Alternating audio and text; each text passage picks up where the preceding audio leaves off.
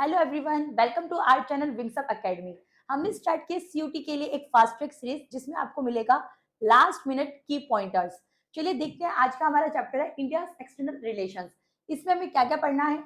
International context, the policy of non alignment, peace and conflict with China, war and peace with Pakistan, India's nuclear policy, shifting alliances in world politics. तो basically हमें इन pointers पे बात करनी है।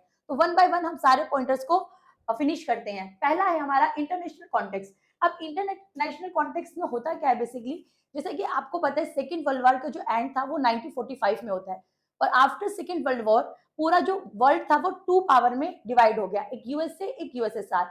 और उस समय पर जितनी भी कॉलोनीज थी वो सारी की सारी भी कोलैप्स हो जाती है। तो अगर हम टाइम पीरियड की बात करें कि उस समय पूरे वर्ल्ड में क्या चल रहा था 1945 की, तो पहली सिचुएशन तो ये कि सारी कॉलोनीज कोलैप्स कर गई। दूसरा ये कि जो पूरा वर्ल्ड था वो टू पावर में डिवाइड हो गया। और तीसरा ये कि इंडिया भी अभी अभी आजाद हुआ था, तो उसके भी अपने कुछ इंटरनल इश्यूज थे, लाइक पार्टीशन ऑफ इंडिया, कि पूरा इंडिया दो नेशन में बट गया। दूसरा, उसके पास जो पावर्टी बहुत ज्यादा थी, क्योंकि हमारे यहाँ नेचुरल रिसोर्सेज जितने भी थे उन सबको ड्रेन कर दिया गया था, एक्सप्लॉइट किया गया था ब्रिटिशर्स के द्वारा। तो इट मीन्स हम कह सकते हैं 1947 में इंडिया की कंडीशन बहुत ही वर्स्ट थी। ऐसे में हमने फिर कुछ ऑब्जेक्टिव सेट किए कि जिससे कि हम अपने नेशन की ग्रोथ धीरे धीरे करके बढ़ाते चले जाएं। तो पहला ऑब्जेक्टिव था हमारा कि सभी नेशंस की सॉवरिटी की रिस्पेक्ट करना, कि हम किसी के भी इंटरनल अफेयर में इंटरफेयर नहीं करेंगे। ठीक है। दूसरा था सिक्योरिटी अचीव करना। सिक्योरिटी अचीव कैसे करेंगे? जब आप अपनी नेबरिंग कंट्रीज के साथ फ्रेंडली रिलेशंस रखोगे, उनके साथ पीसफुल ट्रीटी बनाओगे, तो आपको भी उनसे प्रोटेक्शन मिलेगा। थर्ड ऑब्जेक्टिव था हमारा टू ब्लॉक्स, मतलब कि जो यूएसए और यूएसएसआर है, इन दोनों ब्लॉक्स के साथ मिलजुल कर चलना। तो बेसिकली आपका फर्स्ट में यही सारी बातें बताई है। सेकेंड है हमारा the policy of non alignment. अब ये पॉलिसी ऑफ नॉन अलाइनमेंट क्या था? नैप, जो कि हमने आपके फर्स्ट सेकंड चैप्टर में भी हमने इनके बारे में पढ़ा था। अब इंडिया अभी अभी आजाद हुआ है, ना तो इंडिया यूएसए की तरफ जाना चाहता है, ना इंडिया यूएसएसआर की तरफ जाना चाहता है। तो इंडिया ने एक अपना ही एक अलग ऑर्गेनाइजेशन कह सकते हैं हम बनाया, जिसका नाम रखा गया NAM. NAM means non alignment movement. अब इस नैम में आप देखोगे नेहरू जी का रोल था, क्योंकि इन्होंने ही नैम के फाउंडिंग मेंबर में से वो एक है। दूसरा, इन्होंने टू कैंप्स, मतलब जो आपके यूएसए और यूएसएसआर है, इन दोनों में ना जुड़ने का जो फैसला था उसी को डिस्टेंस कहा गया। और बेसिकली इस नैम में आपको क्या देखने को मिलती है? Afro Asian unity. Afro Asian unity का मतलब यही है कि नैम में जितनी कंट्रीज थी ना, वो बेसिकली अफ्रीका की और एशिया की, इन दोनों की कंट्रीज मिलकर ही इन्होंने एफ्रो एशियन यूनिटी इसे कहा गया है। ठीक है। नेक्स्ट देखते हैं चाइना के साथ हमारे रिलेशन कैसे थे। अभी हमारा जब देश आजाद हुआ तब हमारी क्या पॉलिसी थी कि हम नेबरिंग कंट्रीज के साथ फ्रेंडली रिलेशंस रखेंगे। बट ऐसे में चाइना ने तिब्बत को एक्वायर कर लिया। अब पूरा वर्ल्ड चाइना के अगेंस्ट था, बट इंडिया ने उसको कोई ब्लेम नहीं किया, और तब भी वो उनके साथ था। इवन हमने उनको 1954 में एक स्लोगन भी दिया था, हिंदी चीनी भाई भाई भाई। इसमें आपने देखा था हमने एक एग्रीमेंट उनके साथ साइन किया था, जिस एग्रीमेंट का नाम था आपका पंचशील। पंचशील एग्रीमेंट बेसिकली था क्या, कि चाइना और इंडिया के बीच में साइन हुआ था, जिसमें उन्होंने कहा था कि हम दोनों पीसफुल को एक्सिस्टेंस करेंगे, मतलब आपस में कभी भी लड़ाई नहीं करेंगे। बट उसी दौरान जो तिब्बत का लीडर था दलाई लामा चाइना से भागकर इंडिया में आकर छुप गया। तो चाइना ने इस इशू को अपने अगेंस्ट ले लिया, क्योंकि उससे लगा जो हमारे दुश्मन को शरण देगा वो हमारा दुश्मन है।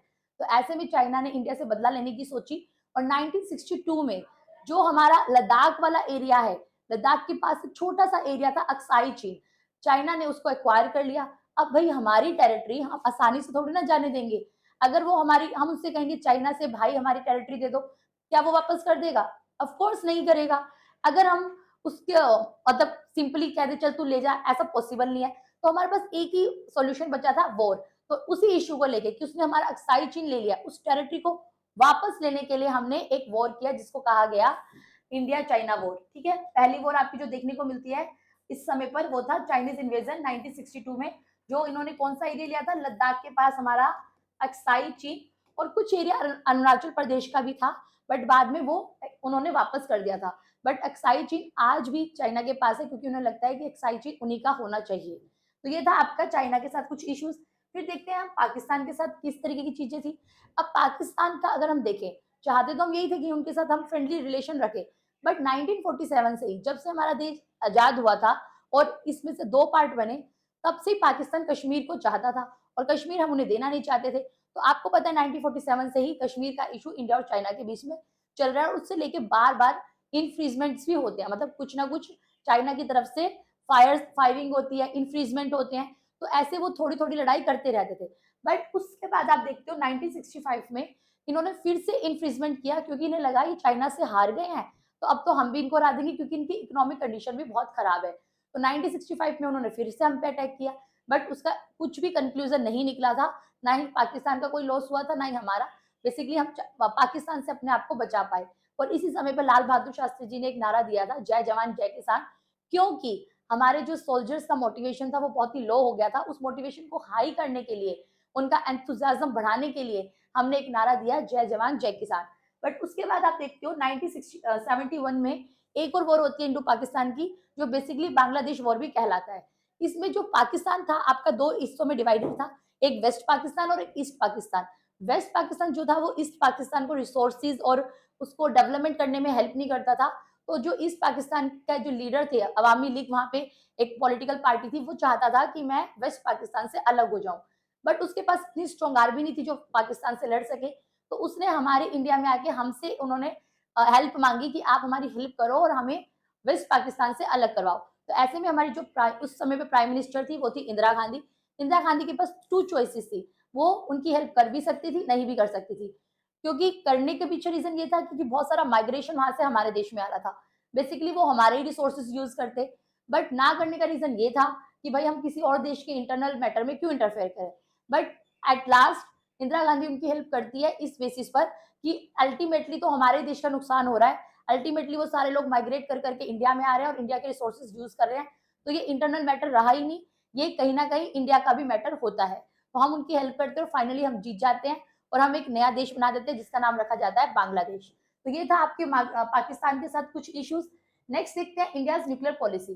जैसा कि आपको पता है न्यूक्लियर पॉलिसी सबसे पहले यूएस रशिया इन सब ने अपने अपने यहाँ बना ली थी। अब जितने भी परमानेंट मेंबर्स है यूनाइटेड नेशन के, उन सबके पास न्यूक्लियर पावर थी और उन्होंने एक नई पॉलिसी बना दी, नॉन प्रोलिफरेशन ट्रीटी, कि अब कोई भी न्यूक्लियर टेस्ट नहीं कर सकता। जिन कंट्रीज के पास न्यूक्लियर पावर है सिर्फ उन्हीं के पास रहेगी। तो इंडिया को ये डिस्क्रिमिनेटरी पॉलिसी लगी, ये तो एक अलग तरीके का आप डिस्क्रिमिनेशन कर रहे हो, हम आपको सपोर्ट नहीं करेंगे और हम उसको रिफ्यूज कर देते हैं। और इंडिया ने पहली टेस्टिंग करी थी 1974 में और दूसरी टेस्टिंग करी थी 1998 पोखरण में। दूसरी ट्रीटी थी आपकी CTBT, comprehensive test ban treaty. इसमें भी बेसिकली यही था कि किसी को टेस्ट करना अलाउड नहीं है। 1995 में इन्होंने इसको और एक्सटेंड करने की कोशिश की, तब भी इंडिया ने इन दोनों ही पॉलिसी को रिफ्यूज कर दिया था। नेक्स्ट आप देखते हो शिफ्टिंग अलियंस इन वर्ल्ड पॉलिटिक्स। तो बाद में आप देखते हो कि ये अलग इनका जो अलग अलग तरीके से जो इंडिया की पॉलिसीज थी वो अलग अलग नेशंस के साथ अलग अलग थी। तो बेसिकली आप देखते हो इस टाइम पर कि हम प्रो यूएस स्ट्रेटेजी फॉलो कर रहे थे। जैसे कि बी आर अम्बेडकर जी है, वो चाहते थे कि हमें यूएस को ज्यादा सपोर्ट करना चाहिए क्योंकि उससे हमारे ट्रेड इकोनॉमिक ग्रोथ ज्यादा अच्छी होगी। दूसरा पॉइंट आप देखते हो कि हमने पाकिस्तान के साथ भी अपने रिलेशन रिस्टोर करने की कोशिश की, क्योंकि ताशकंद एग्रीमेंट करते हैं लाल बहादुर शास्त्री जी और पाकिस्तान के जनरल। और दूसरा आप देखते हो हमने चाइना के साथ भी अपने बेटर रिलेशंस करने की कोशिश की। अब जैसे कि हमने कहा था कि हम इस वीडियो में देखेंगे स्कोरिंग की पॉइंटर्स की जहां से क्वेश्चन बन सकते हैं, तो चलिए अब हम लास्ट में वो देख लेते हैं। बेसिकली अगर हम कहें नैम के 5 प्रिंसिपल क्या थे, mutual respect for each others territorial integrity and sovereignty. वो ये कहते हैं कि हमें किसी भी कंट्री के इंटरनल मैटर में इंटरफेयर नहीं करना और सबकी सॉवरेनिटी की रिस्पेक्ट करनी है। दूसरा कहते हैं कि हमें नॉन एग्रेशन पॉलिसी अपनानी है, किसी के ऊपर भी गुस्सा नहीं दिखाना है। तीसरा वो कहते हैं कि डोमेस्टिक अफेयर में इंटरफेयर नहीं करेंगे। चौथा, इक्वालिटी और म्यूचुअल बेनिफिट की बात करेंगे और हमेशा एक दूसरे के साथ पीसफुल तरीके से रहेंगे। तो बेसिकली नैम के ये 5 प्रिंसिपल्स थे। अब आप देखते हो जो पहली एफ्रो एशियन कॉन्फ्रेंस थी वो कब हेल्ड हुई थी, वो 1955 में हेल्ड हुई थी और कहां पर, बैंडन इंडोनेशिया में। यही आपको पता होगा नैम के 5 जो फाउंडिंग मेंबर्स हैं उनमें से एक मेंबर आपका इंडोनेशिया भी है। तो इन्होंने इस कॉन्फ्रेंस में डिसाइड किया था कि हम नाम बनाएंगे। तो पहली कब हुई थी मीटिंग आपकी, बैंडन में, इंडोनेशिया में 1955 में। जो नैम की फर्स्ट समिट थी वो कहां पर हेल्ड की गई थी, बेलग्रेड 1961 में। आपके लिए ईयर और प्लेस बहुत इंपॉर्टेंट है सीयूटी के एमसीक्यू के पॉइंट ऑफ व्यू से, तो इसलिए ये सब की पॉइंटर्स आपको लर्न होने चाहिए।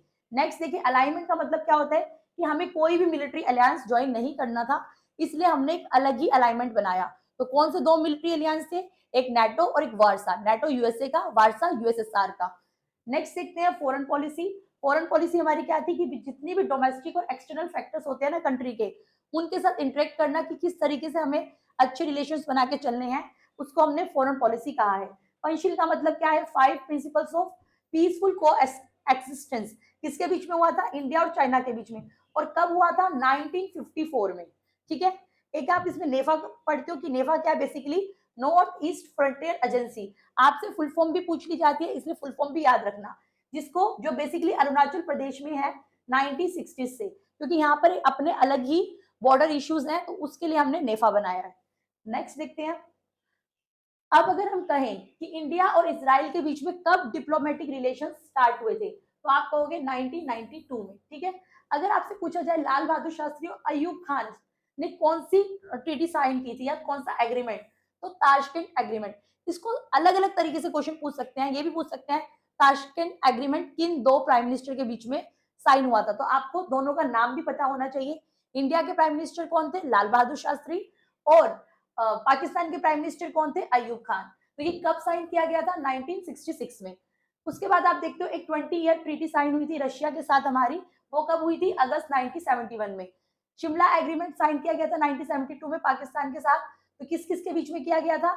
शिमला एग्रीमेंट इंडिया और पाकिस्तान के बीच में साइन हुआ था। कब साइन हुआ था? 1972 में साइन हुआ था। इस टाइम पे कौन प्राइम मिनिस्टर थे? तो इंदिरा गांधी और जुल्फिकर अली भुट्टो। तो आपको इस तरीके से 2-3 क्वेश्चन यहाँ से बनते हैं, तीनों क्वेश्चन यहाँ से कवर हो रहे हैं। नेक्स्ट देखो, इंडिया ने अपोज किया था किसका? Indefinite extension of NPT, and यहीं पर आप सीटीबीटी भी कह सकते हो। कब अपोज किया था? 1995 में। नेक्स्ट आप देखोगे इंडस वाटर ट्रीटी कब साइन की गई थी? नेहरू और जनरल अयूब खान के बीच में 1960 में ये ट्रीटी साइन हुई थी।